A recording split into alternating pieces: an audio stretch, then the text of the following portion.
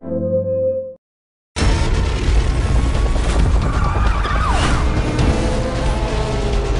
sound design for previous Need for Speeds is very over the top, objects whooshing by and smacking into things.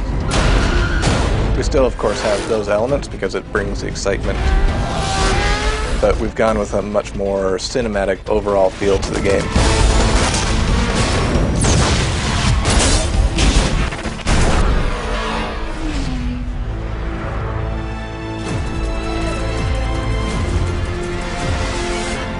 I came from Los Angeles, where I worked on a lot of films, and I've sort of tried to figure out how we can bring that feel to the game. One big aspect, of course, is the score. Brian's score really emphasizes the excitement and the power of racing and the adrenaline rush.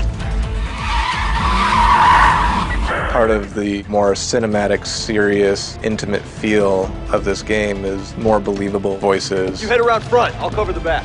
Got it. It's similar to previous games in that we have cops and some of the cop chatter that you're probably used to. Franklin, units in the area, please respond. What's different though is that we have a main character this year. You see his face, you hear his voice, and you can get out of the car.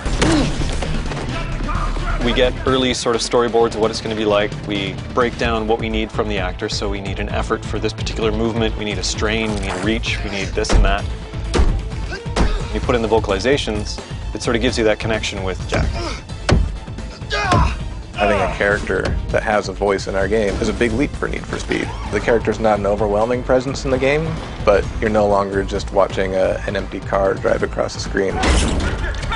That's allowed us to bring a lot more of dramatic, emotional elements to the sound of Need for Speed.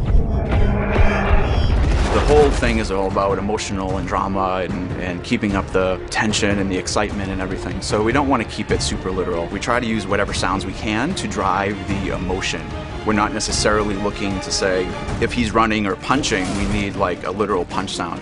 This is just all our hits. So anything that's just just kind of a big impact.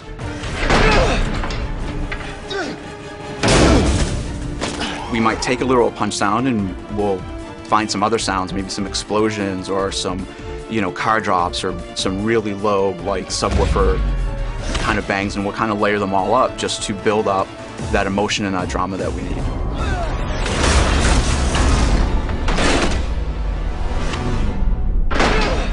Overriding through everything we do is how do we make this feel more human, more intimate. Just overall getting a lot of movement, a lot of believability behind who's driving that car. We want to make you feel like there's an actual driver.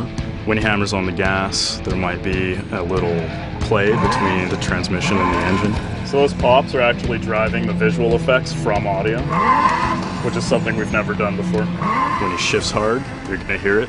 Again, that same play, a little oscillation between the drivetrain and the engine. All those fine details are really what makes the engine come alive.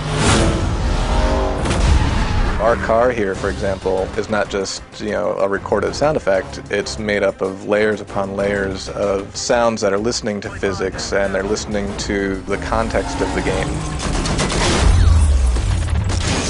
Essentially, you're creating just the rules and the player's creating the mix, and it's different every time somebody plays the game. I need a status update on that chopper now! This is all the logic that goes into just playing this tire skid sounds. Each tire has its own physics information and what type of surface it's on. The sound gets processed and then sent out into the main mix of the game. This is just the skids. You can hear some of the reverb in the background. As you go faster, the skids change in quality, change in sound. If you're going 100 miles an hour sideways, it'll have a completely different sound. It's reacting in the way we feel a human would actually be applying the throttle and brake based on the inputs that the player is giving.